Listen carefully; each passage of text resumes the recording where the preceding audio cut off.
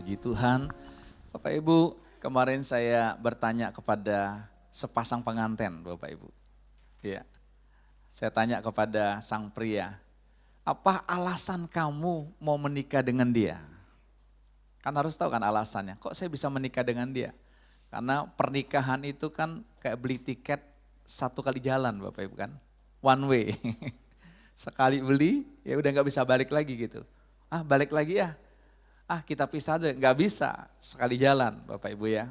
Ya, saudara ini buat kita semua, Jadi ini contoh aja bahwa ya kita pun seperti ini saudara. Ya, sang pria berkata begini, ya yang pertama dia bilang, karena dia bisa mengisi kekosongan hati saya.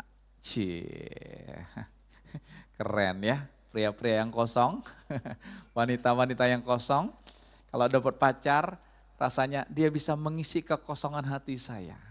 Yang benar. Sesaat bisa ya, sesaat bisa.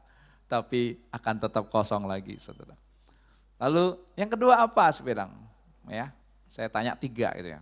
Yang kedua dia berkata, karena saya bisa ajak bertukar pikiran dengan dia. Wih keren, dia bilang ya.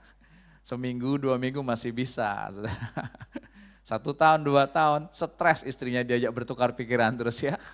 Karena kan wanita tidak didesain ya untuk berpikir. Jangankan wanita, manusia tidak didesain untuk berpikir, saudara. Tidak. Ya, Dr. Ryu Hasan yang tidak kenal Tuhan aja, ahli otak, saudara, dia bilang, manusia itu tidak didesain untuk berpikir. Karena ketika kita akan berpikir, kita mulai berpikir, kita akan stres. Ahli otak, saudara, dia gitu. Enggak. Karena apa? Karena Tuhan yang mau memikirkan kita, nanti Tuhan yang akan pakai otak kita untuk pikirannya boleh jalan. Beda kan? Beda, saudara. Kalau kita pakai otak kita, saudara stres. Percayalah. Coba yang nggak bisa tidur, semalam yang nggak bisa tidur, coba mikirin apa? Yang nggak bisa tidur itu kan ada pikiran kan? Wah, utang belum dibayar nih. Waduh, gimana nih tagihan ini? Waduh, bikin kesel aja, janji utang mau dibayar tapi gak bayar-bayar gitu ya.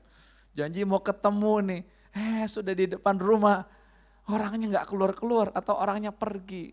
Wah pikiran kan, banyak pikiran, stres. Semua usia saudara, stres kan, pikiran kan.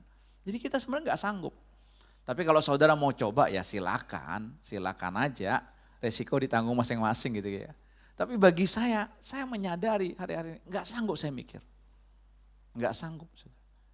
Ya, semalam aja saya tidur dibandingkan dengan Sabtu yang lalu, saudara, berbeda sekali. Sabtu yang lalu saya bolak-balik. Makanya kalau Bapak Ibu lihat saya minggu lalu kan kayak baru bangun tidur ya. Tahu? Saya bilang Tuhan, saya bisa berdiri aja anugerah gitu. Mau ngomong, teriak dong Pak. Gak ada suaranya, gak ada powernya gitu loh, gak ada tenaganya. Ya udah, ya betul-betul dia itulah adanya, saudara.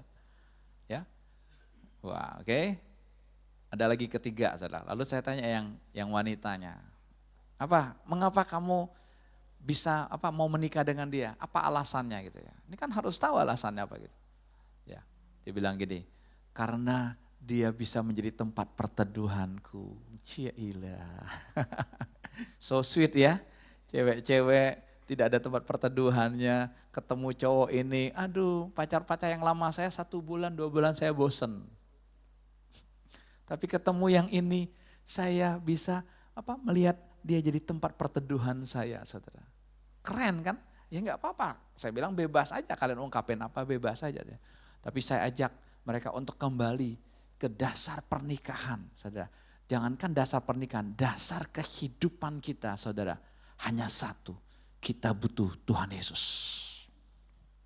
Kita butuh Tuhan Yesus. Tidak ada yang lain, Bapak Ibu.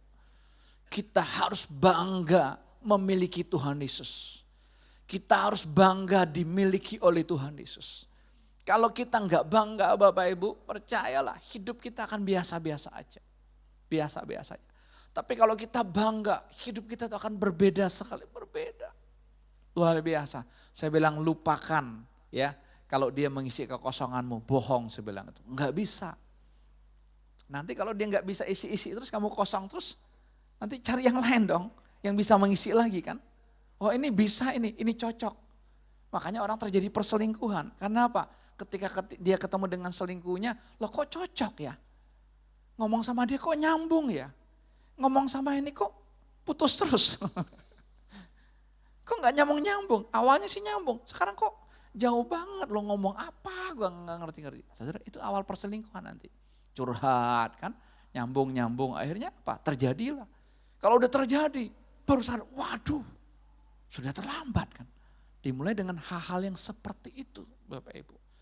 Jadi saya bilang, lupakan. Ya, kepada wanita saya bilang, lupakan dia tempat perteduhanmu. Enggak ada, bohong. Masa dia rumah perteduhanmu? Karena kamu jauh dari orang tua kan? Enggak, saya bilang bukan. Ya, tempat perteduhan kita hanya Tuhan Yesus. Tidak ada. Makanya Bapak Ibu berkata, aku bisa kok bangun rumah tangga. Buktinya keluargaku harmonis, keluargaku baik. Udah hampir 50 tahun, 60 tahun mungkin orang berkata. Ada bahkan sampai yang 75 tahun kan. Ada ya, tapi langka. Jarang sekali. Bisa gitu. Tapi saudara, Tuhan berkata apa? Sia-sialah manusia membangun rumah, orang membangun rumah kalau bukan Tuhan yang membangun. Sia-sia. Saudara mau bangun sehebat apapun, kalau dasarnya, fondasinya bukan cinta, akan sia-sia. Akan sia-sia. Bapak Ibu tahu, apapun yang terjadi dalam kehidupan kita, saudara harus perhatikan. Perhatikan, ini gak main-main. Setiap detik kehidupan kita itu Tuhan punya maksud, Tuhan punya tujuan dalam hidupnya. Jadi kita ada di dunia ini, ingat, tidak pusing papa mama suka atau tidak dengan kita, enggak pusing Bapak Ibu. Ya maksudnya enggak suka karena papa mama mau laki-laki anak sulung, papa mama mau anak perempuan anak sulung, atau yang kedua mau laki-laki, yang kedua mau perempuan. Ya, kita berbeda gitu, enggak ada urusannya. Tapi kalau Tuhan menghadirkan kita, kita mesti sadar, Tuhan punya tujuan masing-masing dalam hidup kita. Ingat itu. Tujuan masing-masing dalam hidup. Dan masing-masing itu beda. Masing-masing itu beda. Masing-masing itu unik, nikmati. Ya, enggak ada di tempat ini yang Tuhan ya iseng-iseng bikin ada, enggak ada. Ruth, Tuhan punya tujuan hidup dalam hidupmu. Amin enggak, Ruth? Ya, jangan lihat opong, Ruth. Iya, masih sadar. Kalau kamu enggak sadar rugi. Ya, Rio. Tuhan punya tujuan dalam hidup kamu. Ya, terus tinggal di situ. Tanya Tuhan, nikmati itu. Saudara. Setan akan melakukan segala caranya ya dari luar, dari dalam kehidupan kita. Supaya apa? Supaya kita tidak ketemu Tuhan. Yeskel, Tuhan punya tujuan yang dalam hidupmu. Amin. Bukan hanya papa mama ya punya kerinduan anaknya jadi ini jadi itu. Enggak. Tapi Tuhan punya tujuan dalam hidupmu. Jelas ya, Yeskel? Tangkap? Iya.